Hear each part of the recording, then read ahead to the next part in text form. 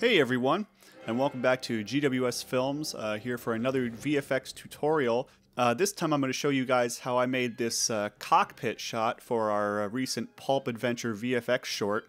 This one's really kind of neat because I sort of made it out of a lot of nothing. The original footage we had, there wasn't much there to begin with aside from lighting and a few background elements, but everything else is completely CG and completely tracked in and colored in.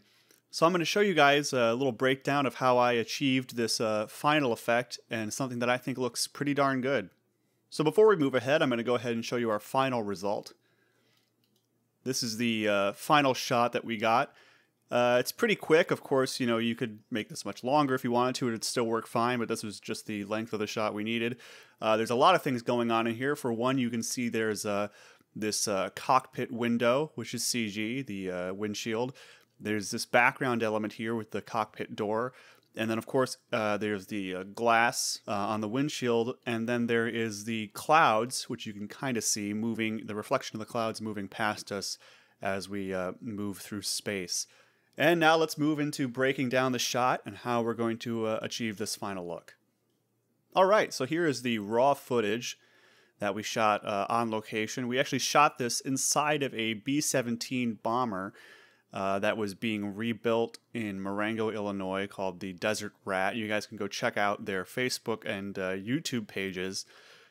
Now, when we shot in it, of course, it wasn't all put together, so we couldn't just go film in the cockpit. So we had to kind of cheat certain things. We're actually sitting behind the cockpit right now, which is right there through that door.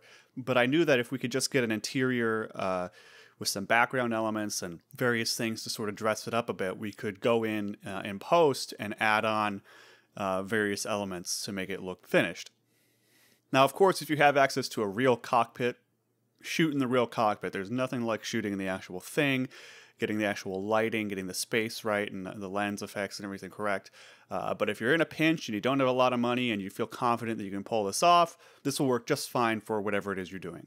So first things first, we're going to have to track this background so we can place in our CG elements. So just skipping ahead here, I've already tracked this shot, and I'll show you guys. It was kind of a tricky track, but I zeroed in on one of these many points using the native tracker in After Effects. We'll play that back real quick. You can watch the null object. It moves pretty darn smoothly. So it looks like we got a very decent track. All right, so the next step is, in order to put this background in, we're going to have to roto right here, this background, because we want to get rid of this these red bars and this door. We're going to have to roto out at least this left half of the captain. Now, how I actually rotoed this was using the native After Effects roto brush, and if I turn off the base layer of the original clip, you can see our rotoscoped captain.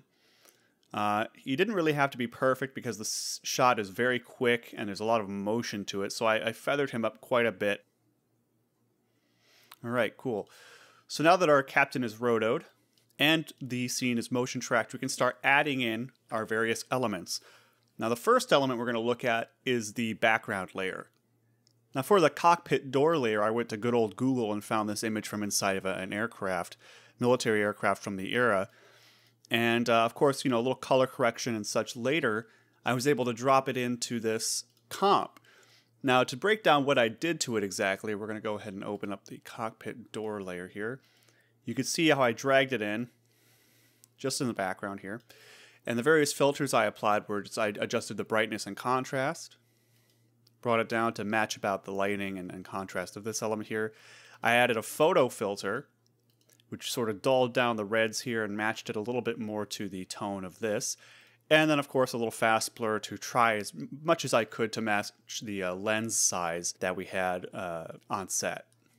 All right, so now that that's in there, what we're going to do is just simply pick whip this element to our camera track null. And if we scroll through, we can see that it sits pretty well in there. And, of course, there's the ever-important motion blur, which you enable here and then enable individually on each track. I'm going to go ahead and turn that off for now just to make things move a little smoother. All right, so that looks okay. Now what we're going to do is go ahead and add the cockpit windshield.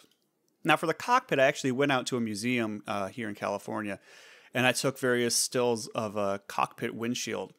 Now, of course, this is not a B-17. We, in fact, decided to use a C-47 as the plane in the trailer finally. So I used, obviously, a C-47 windshield. So in this case, I just photographed the left side cockpit window. Of course, I did a wide shot of both windows and then the left window as well for the other shots in the trailer. But for this one, just the left. So of course, we're going to drag it into the comp. And if I open it up, I of course had to mask out these windows. And then I also applied various filters to this layer as well, including brightness and contrast, before, after. Photo filter, again, trying to match the tone of the scene. And a little fast blur, just a slight blur, again, to try to replicate the lens size that we used and give it a little more depth. And then, of course, applying the motion blur to the layer. Now, if we scroll through, we can see that once we've pick whipped the cockpit layer again, as well to the camera track null, that it moves pretty smoothly through the scene.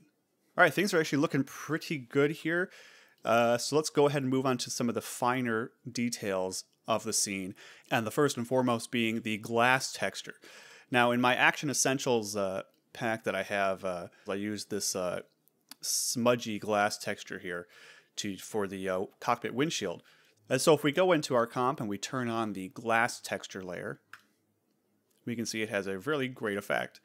Now, I boosted it up a little bit because I knew when we did the color correction, it would lose some of the detail just because we're crushing it a little bit. So I boosted it up. It looks very crazy right now. But I knew once we lowered the darks, shadows, and mids, whatever, it would lose some of the effect. So in the glass texture, I basically did the same thing.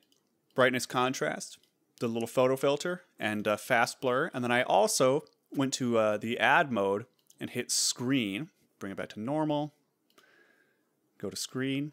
There you go. And then I dropped it down to about 89-90% in the opacity. And of course, I pick whipped it to our camera track. And it's looking pretty good.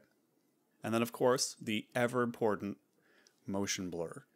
All right, now for the sky reflection. The sky reflection was just a 3D environment 360 map that I just laid into the comp. And I just did a basic scale animation with 2 keyframes. If I can turn off all these other layers, that'll show you guys what I have here. Here's the sky reflection. I just did a little scale animation. And of course, this is pick whipped to the camera track as well. And the ever important motion blur applied. Turn back on all these layers. And in the effects, I did a little photo filtering to match it. And I did a little fast blur. I blurred it out quite a bit, about 12%. And if we play this back, we can see that it gives a nice sense of movement through the sky and just another little detailed layer to this whole scene.